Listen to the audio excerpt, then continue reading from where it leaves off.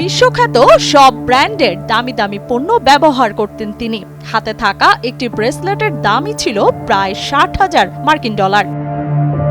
বাড়ির সামনে যে ফেরারি স্পাইডার গাড়িটি রাখতেন তার দাম ছিল প্রায় 6 লাখ মার্কিন ডলার। মাত্র 21 বছর বয়সে হয়ে উঠেছিলেন মাল্টিমিলিয়নিয়ার। তার বিলাসবহুল জীবনের কাছে হার মানবে বিশ্বের বড় বড় ধনকুবেররাও। কিন্তু বেশি দিন স্থায়ী হয়নি তার এই জীবন। মরণঘাতী ক্যান্সার মুহূর্তে বদলে দেয় সবকিছু। বলছি ফিলিস্তিনি বংশোদ্ভূত আলী বানাতের কথা, যিনি মৃত্যুর আগে মানবতার সেবায় দান করেছেন তার কোটি টাকার সম্পত্তি, আর নিজের শরীরের মরণ ব্যাধি ক্যান্সারকে মেনে নিয়েছিলেন আল্লাহর উপহার হিসেবে।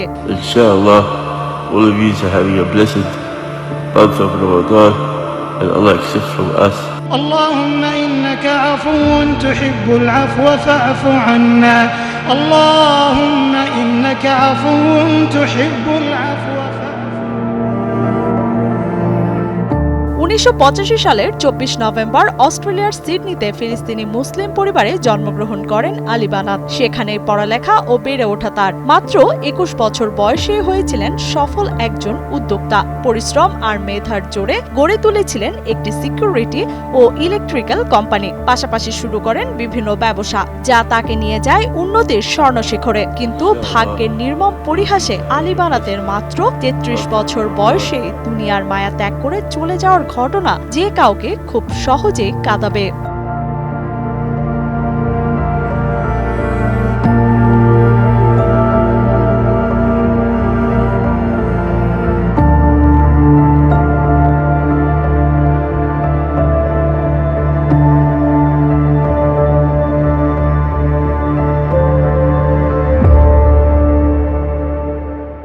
একদিন চা খাওয়ার সময় হঠাৎ জিভ পুড়ে গিয়ে ফোসকা পড়ে যায় আলী বানাতের। প্রথমে ভেবেছিলেন সামান্য ঔষধ খেলেই ব্যথা কিছুদিন পর এমনিতেই কমে যাবে, কিন্তু অনেক দিন কেটে গেলেও তার জিভের ব্যথা কমেনি। তারপর ডাক্তারের কাছে গিয়ে শরীর চেক আপ করালে রিপোর্ট শুনে তিনি যেন আকাশ থেকে পড়লেন, কারণ তার রিপোর্টে আসে 4th স্তরের ক্যান্সারে আক্রান্ত তিনি, এবং তার হাতে সময় আছে মাত্র 7 মাস।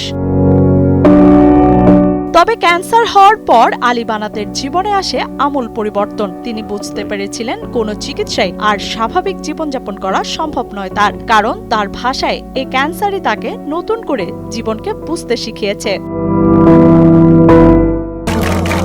যে পর্যায়ে মানুষ এসে থেমে যায়, জীবনের আশা ছেড়ে দেয়, ঠিক সে পর্যায়ে এসে আলী বানাত অন্যরকম এক চমকপ্রদ পথ বেছে নিয়েছিলেন। তিনি বুঝতে পেরেছিলেন দামি গাড়ির চেয়ে আফ্রিকায় খালি পায়ে ঘুরে বেড়ানো একটি শিশুর জুতোর মূল্য অনেক বেশি। তাই তিনি সিদ্ধান্ত নেন তার সব সম্পদ তিনি দান করে দিবেন। এরপর 2015 সালের অক্টোবরে তিনি প্রতিষ্ঠা করেন দাতব্য প্রতিষ্ঠান মুসলিমস অ্যারাউন্ড দ্য ওয়ার্ল্ড, যার মাধ্যমে হাজার হাজার অসহায় নারী শিশুর পাশে দাঁড়ান তিনি। 2015 সালে নভেম্বর মাসে একটি ইউটিউব চ্যানেল ক্যান্সার আক্রান্ত আলী বানাতের সাক্ষাৎকারের একটি ভিডিও প্রকাশ করে। সাক্ষাৎকারটি গ্রহণ করেছিলেন বিশিষ্ট ইসলামী চিন্তাবিদ ও ধর্ম প্রচারক মোহাম্মদ হবস। সাক্ষাৎকারে তাকে জিজ্ঞেস করা হয়েছিল কেন তিনি ক্যান্সারকে আল্লাহর উপহার হিসেবে দেখছেন। তিনি বলেছিলেন, ক্যান্সার আমাকে পরিবর্তন হবার সুযোগ দিয়েছে, আমার চোখ খুলে দিয়েছে। ক্যান্সার না হলে হয়তো আমি জীবনটাকে ভিন্নভাবে দেখতে পারতাম না, ভুল পথেই এগিয়ে যেতাম।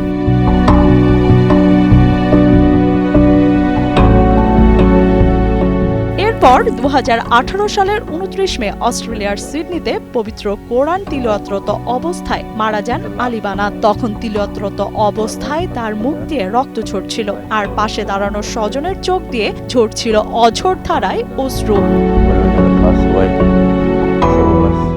মৃত্যুর পূর্বে শেষ ভিডিও ক্লিপে সকলের উদ্দেশ্যে আলী বানাত বলেছিলেন, আপনারা জীবনে মানুষের জন্য কিছু করার জন্য একটি লক্ষ্য, পরিকল্পনা এবং প্রজেক্ট ঠিক করুন। নিজে করতে না পারলে অন্যের প্রজেক্টে দান করুন। আমার ক্যান্সার হবার পর আমি বিছানায় শুয়ে কান্না করতাম, আল্লাহর সাহায্য চাইতাম। আল্লাহ তাআলা আমার জীবনে এমন কিছু মানুষকে এনে দিয়েছিল যাদের কথা আমি কখনো কল্পনাও করিনি, আর এদের ভালোবাসা নিয়েই আমি দুনিয়া থেকে বিদায় নিচ্ছি। As you all know, alhamdulillah, I've passed away. Liana Sharmin, সময় সংবাদ। For all the followers that have supported me from day one.